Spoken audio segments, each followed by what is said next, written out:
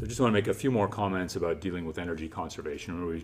There were two questions we asked so far. One is whether the system's conservative.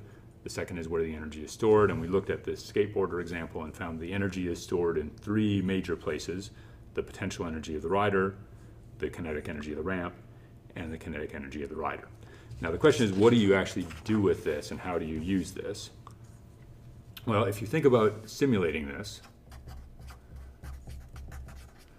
when you simulate this, you're going to be using ODE 45, right, in order to take, so you're going to have some derivatives function, right, that's going to take as input things like R and theta and R dot and theta dot, and will produce as output R dot, theta dot, R double dot, theta double dot, right, and you will use this thing in order to actually be able to run ODE 45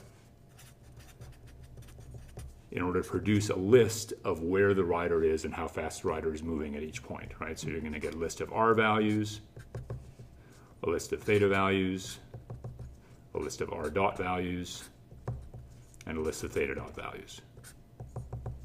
Okay? Now, if we look back at the expressions that we have for energy, right, we can see that the potential energy of the rider depends on R, depends on theta, and depends on constants, right? Kinetic energy of the rider depends on constants, depends on theta dot. Kinetic energy of the rider, right? Same thing. So we actually ought to be able to then take these quantities and use them in order to calculate things like what's the potential energy of the rider, what's the kinetic energy of the ramp, and so forth, right?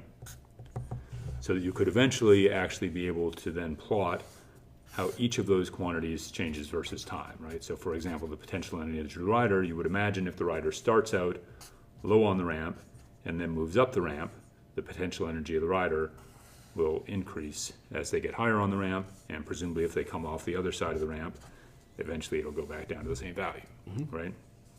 Similarly, you'd be able to see that the kinetic energy of the rider, well, they're going to start out going pretty fast, right? Presumably when they get out to the middle of the ramp, they're going to have sort of slowed down at this point, and then by the time they come off the ramp, they'll be going pretty fast again. So maybe this is going to look something like that. And similarly, if I think about the kinetic energy of the ramp,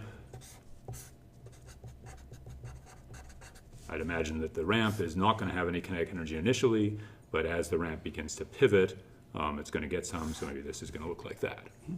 So if energy is conserved, I would expect that when I add all of these things together, my total energy should be constant in time. So that should be true for every point in time that you get these observations. So for every point in time, I should get, even though the potential energy is different at each point, the kinetic energy of the rider is different at each point, the kinetic energy of the ramp is different at each point, the sum of all three should be constant. And if it's not, what went wrong? If it's not, that tells me two things might have gone wrong. One is that there are a number of things that could have gone wrong. I could be thinking that my system is conservative when it's not. Like I forgot, one of my forces is friction. It could be that my equations of motion are wrong, that I've just done the calculation, I did some algebra wrong, and I've put stuff into ODE 45 that's nonsense.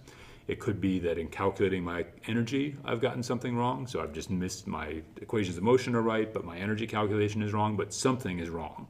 Right? Whereas if it actually comes out to be constant, and each of these things are things that make sense, you can have some pretty reasonable confidence that you've actually got equations of motion that are consistent with the laws of physics. Okay? And so that's one of the things we'd really look for if we were doing this sort of quantitative validation is, can you show us a graph where you can explain what each component of the energy is, explain why each component of the energy does what it does, and demonstrate to us that the total energy is constant. Cool. Great.